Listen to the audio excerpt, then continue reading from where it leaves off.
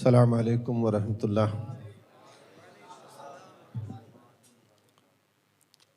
الحمد للہ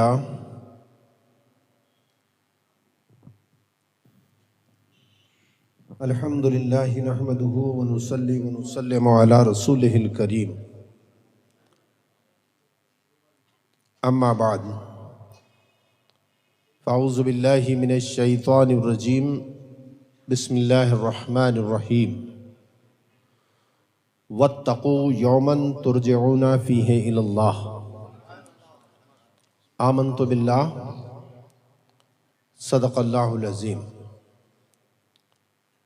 باوقار علماء ملت اسلامیہ، ائمہ مساجد، حفاظ اکرام، سامعین حضرات، اہل سنت والجماعت کی جملہ محافل کے دستور کے مطابق وجہ تخلیق کائنات، دونوں عالم کے مالک و مختار محمد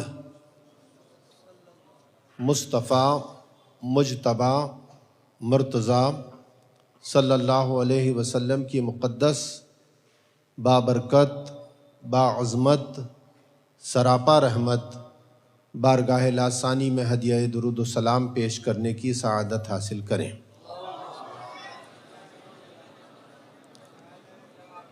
اللہ رب محمد صلی علیہ وسلم وعلی ذبیہ و آلہ ابد الدہور وکرما۔ حضرات، عزیزم وسیم بھائی رضوی اور سہیل بھائی کے والد گرامی کے انتقال پرملال کے بعد ان کے 40ویں کے سلسلے میں اس محفل کا انعقاد کیا گیا، ان کے ایصال ثواب کے لیے۔ اللہ تبارک و تعالی قبر میں ان کے درجات بلند فرمائے۔ خالق کائنات کا فرمان ہے، اس دن سے ڈرو جس دن اللہ کی جانب لوٹائے جاؤ۔ بلا شبہ وہ دن انسان کی موت کا دن ہے، جس دن کا خوف رکھنے کے لیے اللہ تبارک و تعالیٰ نے قرآن حکیم میں اپنے بندوں سے ارشاد فرمایا، واتقوا یوما ترجعون فیہ الی اللہ۔ اس دن سے ڈرو جس دن اللہ کی جانب لوٹائے جاؤ۔ بلا شبہ وہ دن موت کا دن ہے۔ حضرات، جو دنیا میں آیا ہے ایک دن اسے اس دنیا سے رخصت ہونا ہے۔ اللہ تبارک و تعالیٰ نے انسان کو خاک سے تعمیر فرمایا، منہا خلقناکم۔ خاک سے اللہ تبارک و تعالیٰ نے انسان کی تخلیق فرمائی، اور اسی خاک کے اندر اللہ تبارک و تعالیٰ اس انسان کو ملا دے گا۔ یہ اس کی قدرت کاملہ ہے کہ جس خاک میں انسان کو اللہ تبارک و تعالیٰ خاک فرمائے گا، ایک لفظ کن سے اسی خاک سے ایک دن زندہ بھی فرمائے گا۔ انسان جب اپنی ماں کے شکم کے اندر حمل قرار پاتا ہے، اس وقت فرشتہ اس خون کے قطرے کو اپنے ہاتھ میں لیتا ہے اور اللہ رب العزت سے سوال کرتا ہے کہ اے رب العالمین، کیا اسے پیدا کیا جائے گا؟ اللہ رب العزت کا ارشاد ہوتا ہے لوح محفوظ پر دیکھ لے، تو فرشتہ لوح محفوظ پر دیکھتا ہے۔ ذرا آپ غور فرمائیے، اہل سنت والجماعت کے عقائد کی تصدیق انہی احادیث مبارکہ سے ہوتی ہے۔ فرشتے وجود میں آئے ہیں، اجنہ وجود میں آئے ہیں، حوران جنت وجود میں آئی ہیں، انسان وجود میں آئے ہیں، 18,000 عالم اور ان کی مخلوقات وجود میں آئی ہے، مصطفیٰ کے صدقے میں وجود میں آئی ہے۔ سبحان اللہ، سبحان اللہ۔ جب ایک فرشتہ نطفے کو ہاتھ میں لے کر اللہ سے سوال کرتا ہے کہ مولا کیا اسے پیدا کیا جائے گا، تو خالق کے کائنات مصطفیٰ کے صدقے میں آئے ہوئے وجود میں اس فرشتے سے فرماتا ہے لوح محفوظ کو دیکھ لے، تو فرشتہ 7 آسمان کے پار لوح محفوظ کو دیکھتا ہے، تو میں کہتا ہوں جب صدقے کا یہ عالم ہے تو مصطفیٰ کے اصل کا عالم کیا ہے؟ نعرہ تکبیر، نعرہ رسالت، حضور جمال العلماء، حضور جمال ملت۔ سبحان اللہ، سبحان اللہ۔ سوال ہوا کہ اللہ کیا اسے پیدا کیا جائے گا؟ خالق کے کائنات نے فرمایا لوح محفوظ پر دیکھ لے۔ لوح محفوظ پر بندہ دیکھتا ہے کہ اسے پیدا نہیں کیا جائے گا۔ جب لوح محفوظ پر نظر آتا ہے کہ اسے پیدا نہیں کیا جائے گا تو اپنے ہاتھ سے اس نطفے کو پھینک دیتا ہے، حمل ضائع ہو جاتا ہے۔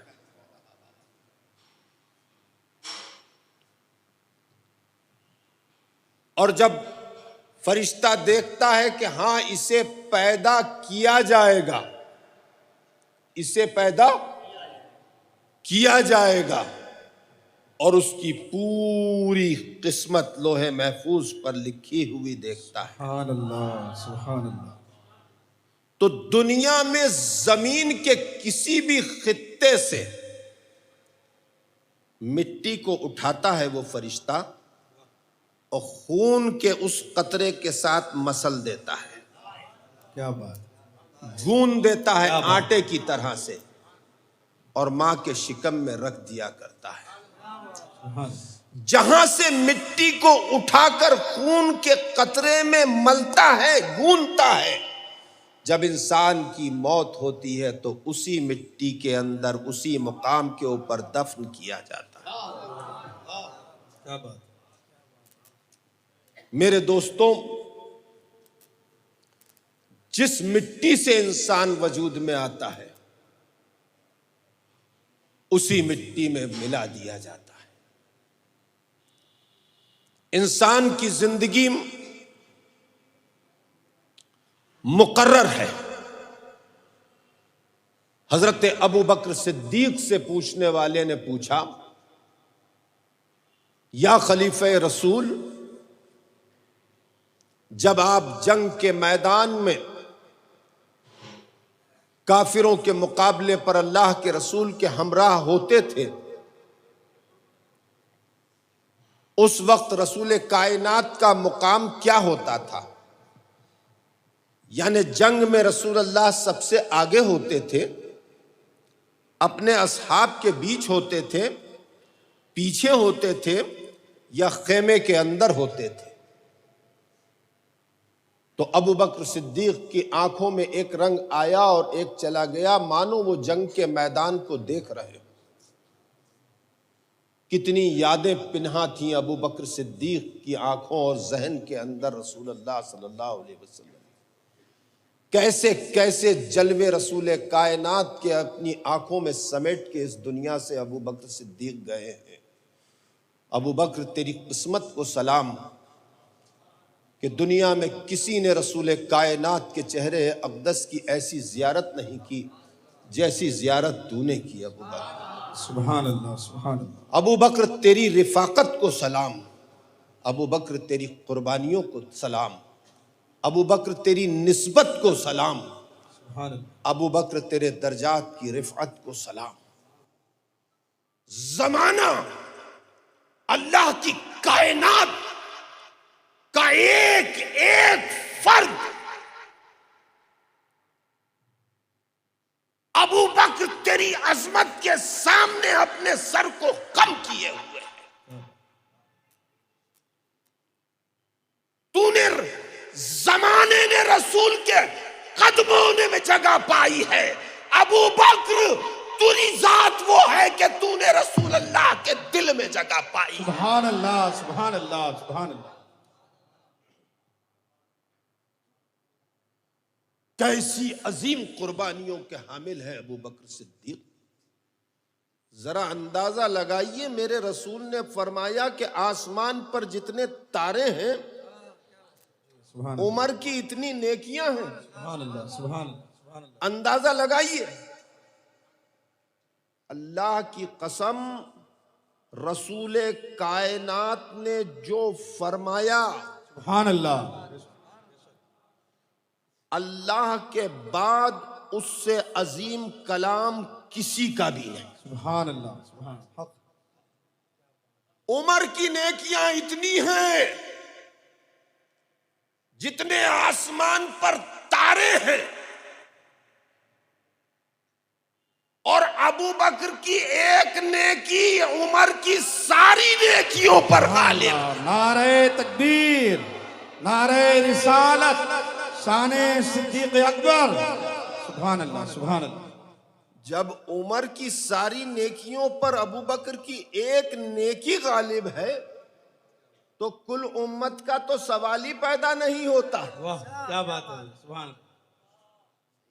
کل امت کا تو سوال ہی پیدا نہیں ہوتا۔ میں مبالغے سے نہیں، حقیقت سے کہہ رہا ہوں، خدا کی قسم، اگر ابو بکر کی ایک نیکی عمر کی ساری نیکیوں پر غالب ہے تو کل امت کی کل نیکیوں پر عمر کی ایک نیکی غالب ہے۔ سبحان اللہ، سبحان اللہ، حق ہے، سبحان اللہ۔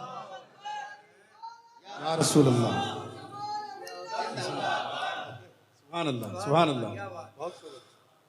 ابو بکر صدیق سے پوچھا، یا خلیفہ رسول، رسول کائنات کا مقام کیا ہوتا تھا؟ ہاں، اللہ کے رسول صلی اللہ علیہ وسلم نے ارشاد، ابو بکر صدیق نے ارشاد فرمایا،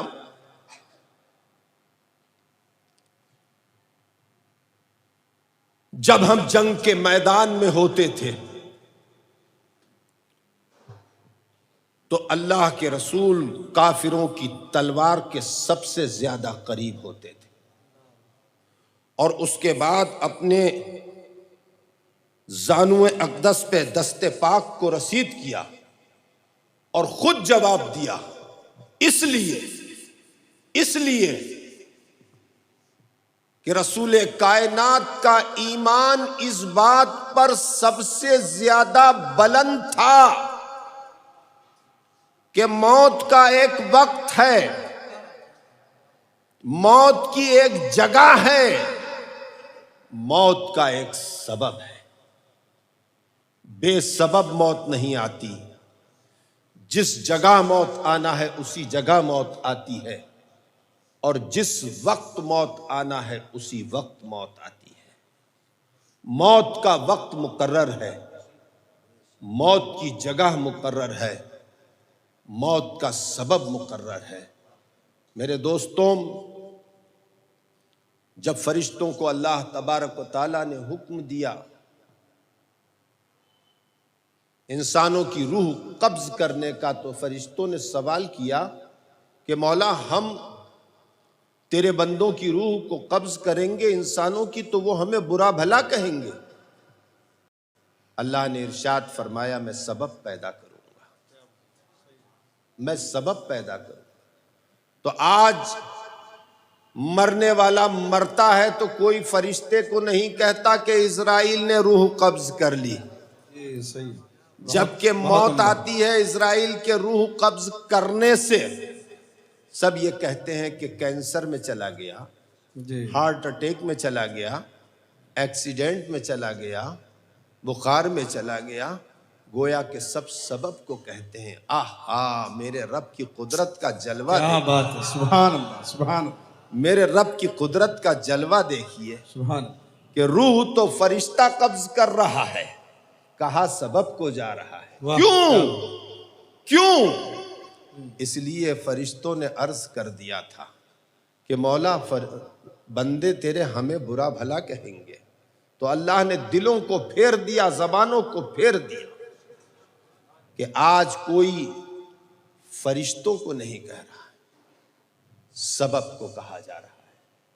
میرے دوستوں، موت کا ایک وقت مقرر ہے، موت سب کو آنا ہے، کسی کے لیے بھی ہمیشگی نہیں ہے۔ اگر دنیا کے اندر اپنے کردار، اپنے عمل، اپنی روحانیت، اپنے مقام کی بلندی کی بنیاد پر ہمیشہ زمین کی پشت پر رہنے کا کسی کو حق تھا تو وہ مصطفیٰ کی ذات ہے، سبحان اللہ، سبحان مگر مصطفیٰ نے بھی ایک لمحے کی موت کو پسند فرمایا کہ انبیاء کو بھی اجل آنی ہے، مگر ایسی کہ فقط آنی ہے، کیا بات، پھر اسی آن کے بعد ان کی حیات مثل سابق وہی جسمانی ہے۔ سبحان اللہ، آج ہم اور آپ جناب سلیمان بھائی مرحوم و مغفور کے ایصال ثواب کی محفل کے اندر موجود ہیں۔ میرے دوستوں، یہ دن سب کو دیکھنا ہے اور اس دن کی پوری تیاری کرنا چاہیے، اور اس دن کی پوری تیاری میں سب سے پہلی بنیادی بات جو ہے وہ ایمان پر استقامت، عقیدے پر استقامت، صوم و صلات کی پابندی، برائی اور بے حیائی سے دوری، جھوٹ، فریب، عیاری اور مکاری سے بچنا۔ انسان جب تک اپنے پیروں پہ چلتا ہے، اپنے پیروں پہ جس راستے پر چاہے چلا جائے، مگر جب کاندھوں پہ اٹھا لیا جاتا ہے تو انسان چلنے سے محتاج ہوتا ہے، پھر جس طرف اس کے عزیز و اقربا اس کو لے جاتے ہیں اسی طرف اس کو جانا ہے۔ کسی کا جنازہ اٹھتا ہے تو لوگ کہتے ہیں بڑا بدکار تھا، بڑا سیاہکار تھا، جھوٹا تھا، عیار تھا، مکار تھا، دھوکے باز تھا، گلیر تھا، جواری تھا، شرابی تھا، دنیا کے اوپر بوجھ تھا، اس دنیا سے چلا گیا۔ جیسے جیسے اس کے اوصاف خبیثہ بیان کیے جاتے ہیں ویسے ویسے عذاب اس کی کے جسم کے اوپر نازل ہوا کرتا ہے، روح اوپر نازل ہوا کرتا ہے۔ اور جب جنازہ اٹھتا ہے اور گزرتا ہے جنازہ، لوگ کہتے ہیں بڑا نیک تھا، بڑا پرہیزگار تھا، نمازی تھا، عبادت گزار تھا، لوگوں کی امداد کرنے والا تھا، دین کی راہ میں اپنا مال لٹانے والا تھا، غربا و مساکین کی خدمت کرنے والا تھا، بیماروں کی مزاج پرسی کرنے والا تھا، اپنے رشتہ داروں کا خیال رکھنے والا تھا، اپنے ماں باپ کا خدمت گزار تھا، اپنے اساتذہ کا خدمت گزار تھا، پڑوسیوں کا خیال رکھنے والا تھا، صبح کو اٹھ کر تلاوت قرآن کیا کرتا تھا، دکان پہ بیٹھتا تھا، راستے میں دکھتا تھا تو ہونٹ ہلتے رہتے تھے، شاید درود پاک پڑھتا رہا کرتا تھا۔ میرے دوستوں، جیسے جیسے لوگ اس کے اوصاف جمیلہ بیان کرتے چلے جاتے ہیں، اللہ اس کے گناہوں کو دھوتا چلا جاتا ہے، دھوتا رہتا ہے، اور اس کے درجات بلند ہوتے چلے جاتے ہیں۔ جنازہ اٹھے تو اس طرح سے جنازہ اٹھے کہ دیکھنے والے یہ کہیں کہ یہ جنازہ نہیں ہے، بلکہ جنت کا دولہا بن کر جو ہے اللہ کا بندہ جا رہا ہے۔ ہمیں آپ کو سب کو چاہیے کہ اپنے گناہوں سے توبہ کریں اور پرہیزگاری اور عبادت سے لبریز زندگی کو گزاریں۔ میں دعا کرتا ہوں کہ اللہ تبارک و تعالی سلیمان بھائی کے پسماندگان کو صبر جمیل عطا فرمائے۔ بولنے کو بہت کچھ تھا، مگر ائمہ مساجد یہاں موجود ہیں، نماز کا وقت ہو گیا ہے۔ انشاءاللہ تبارک و تعالی طبیعت ٹھیک رہی تو دسمبر کی تاریخ دوں گا، آؤں گا انشاءاللہ تبارک و تعالی، پھر انشاءاللہ ملاقات ہوگی۔ وما علینا سبحان اللہ، نعرہ تکبیر، نعرہ رسالت، حضور جمال ملت۔